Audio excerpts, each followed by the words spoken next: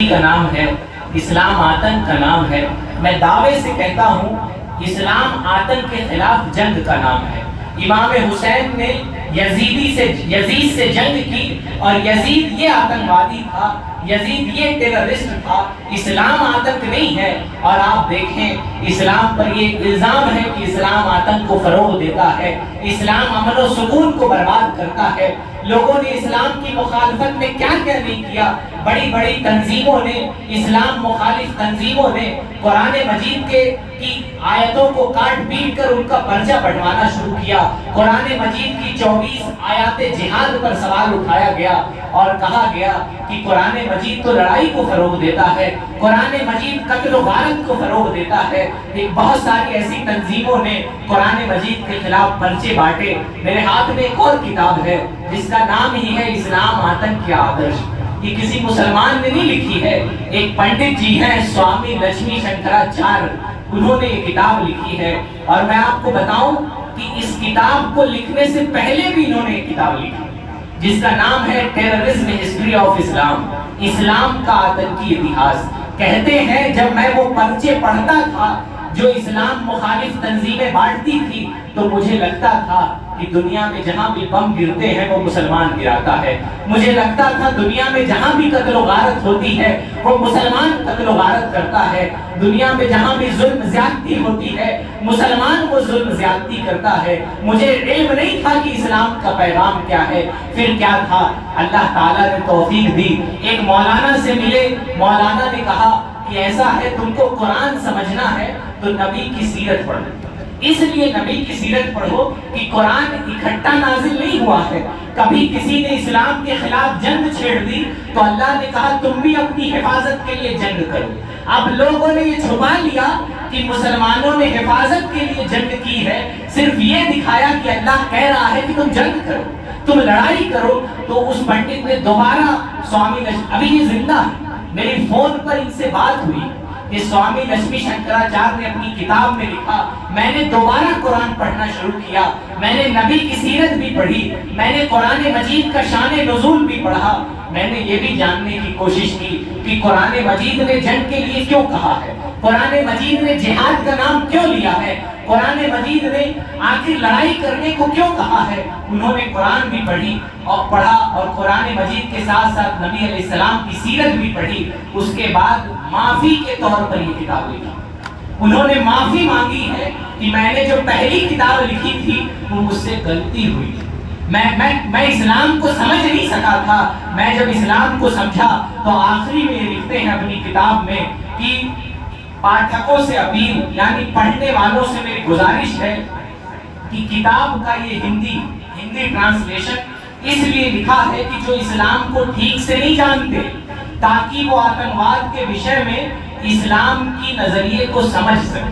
یہ میں نہیں کہہ رہا ہوں، یہ ایک سوامی لکشمی شنکراچاریہ کہہ رہے ہیں، انہوں نے توبہ کی ہے اپنی پچھلی کتاب سے اور لکھا ہے کہ اسلام آتنک نہیں ہے۔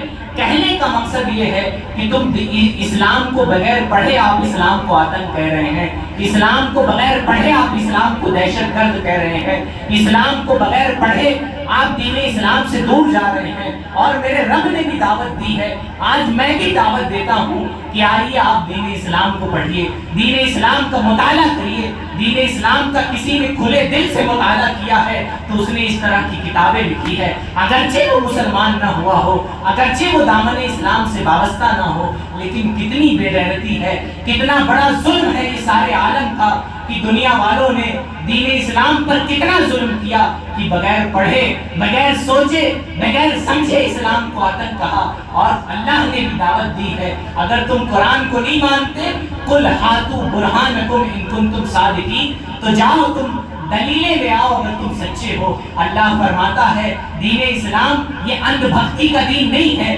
دین اسلام یہ اندھی تقلید کا دین نہیں ہے۔ اللہ تعالیٰ نے کہا اگر تم دین نہیں مانتے ہو تو جاؤ تم دلیل لے کر آؤ دین اسلام کے خلاف۔ اور اللہ نے فرمایا تم قرآن کی مثل ایک آیت نہیں لا سکتے، تم ساری زندگی بھی کوشش کرو گے تم اس میں کامیاب نہیں ہو سکتے۔ اور اللہ نے فرمایا وَادْعُوا شُهَدَاءَكُمْ مِن دُونِ اللَّهِ، تم جاؤ اپنے سارے کے سارے مددگاروں کو بلا لو، ساری دنیا میں جتنے تمہارے مددگار وہ نام نہاد پڑھے لکھے لوگ جو نفرت کا کاروبار کرتے ہیں، جو دین اسلام کو آتنک سے جوڑتے ہیں، اللہ نے کہا وَدْعُوا، جاؤ ان سب کو بلا دو، شہداءکم، اپنے سارے کے سارے مددگاروں کو، من دون اللہ، سوائے اللہ کے۔